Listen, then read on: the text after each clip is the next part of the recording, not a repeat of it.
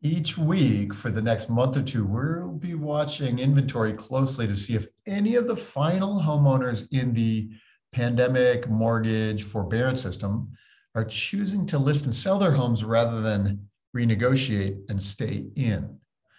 If you've been following these videos, you'll know that we are of the view that very few of them are actually going to sell this year, a few thousand maybe. Each week, I'll keep watching the data for any evidence that I might be wrong. Many of our viewers here have a much more bearish opinion of the American consumer and still assume that we're in a housing bubble that's about to burst. If you are worried about a crash in home prices, just as we finally emerge from the 18 months of craziness, this is for you. Stay tuned and we'll watch in real time as the market actually tells us what's up. Each week, Altos tracks every home for sale in the country, all the pricing, all the supply and demand, all the changes in that data, and we make it available to you before you see it in the traditional sources. So let's see what the data says for the week of September 20th, 2021. Let's start with prices this week. The median price of a single-family home in the U.S. right now is $389,900. That's up from last week and very normal to have resilience at the end of summer. Home prices are 11.4% higher this week than this week last year, which is about how the year will end up. Remember, as we're watching for any signs of panic at the end of forbearance, these numbers here tell us a lot about what's likely to happen. American homeowners gained 11% of their equity this year. That's trillions of dollars. That's in addition to the trillions gained in 2020. Almost every American homeowner is feeling very confident in their financial position in their homes. The ones feeling most frightened are actually the ones who battled to buy this year. They haven't been in long enough to see equity gains. But those folks are not in forbearance, so they're not the ones that we're focusing on over the next few months. The bottom line on forbearance is that almost no one will have to sell their homes in a distress scenario anyway. Some folks, when the mortgage payment holiday ends, will choose to sell rather than renegotiate their loans. Right now, as of right now, that these pricing numbers here tell us that buyers are ready to gobble up anything that gets listed. The median price of the newly listed cohort is also up this week to $365,000.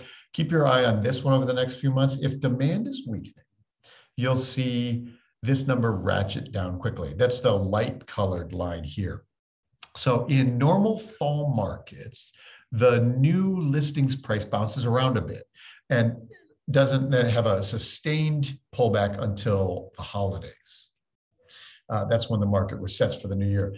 If the end of forbearance leads to a flood or to frightened buyers, you'll see the adjustment here in the price of the new listing. So far, no signal of any bear market yet.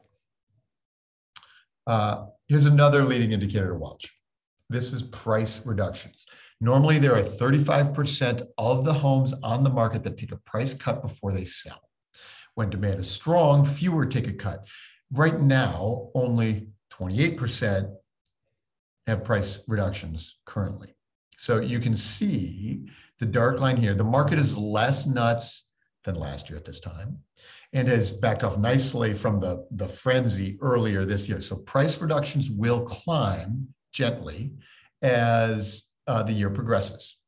People with their homes still listed in October and November start getting motivated to take action as the holidays approach, so they take a price cut.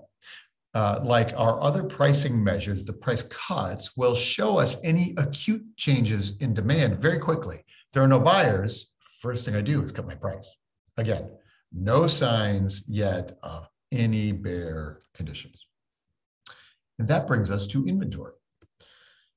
There are 436,000 single-family homes unsold on the market this week. That's up a bit from last week when the reading dips from the holiday. You can see that we're now several weeks into the top of the curve for the year. Inventory is not climbing. There are not any panicked homeowners flooding the market. Inventory is at record tight levels, just as it has been all year. So I am hearing some anecdotes from investors about investable properties in places like Florida that are becoming more readily available. So perhaps some of the inventory that was held back during the pandemic is finally starting to ease onto the market, which is a good sign. Here's a way for us to keep on the lookout for any abnormal listing volume over the next few months. This is 6 years of changes in inventory week to week. I've marked October 1 of each year on the chart here. So the light green here at the very right end of the chart is the forecast for the rest of the year. This forecast assumes no forbearance listings at all. So it just uses historical trends, and almost always inventory declines each week starting October 1.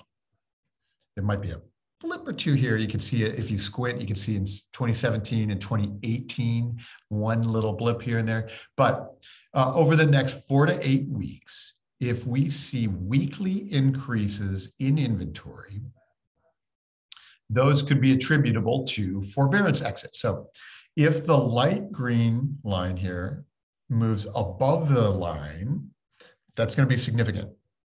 We asked our webinar participants last week, several hundred realtors, how many of them have been working with clients in the forbearance process, and the total is only about 15%. In other words,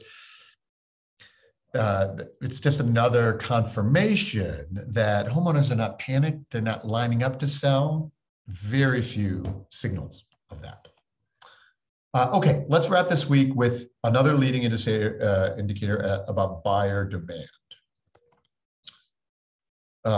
This is our immediate sales tracker. These are the homes that get listed and take offers within hours or just days of listing. They sell essentially immediately.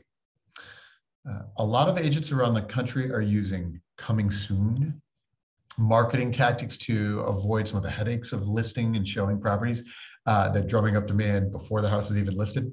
At this point, though, what's happening is we have about 23,000 immediate sales this week. We're still in an environment where a quarter of the homes that get listed get snatched up immediately, whether it's due to coming soon or just a powerful demand.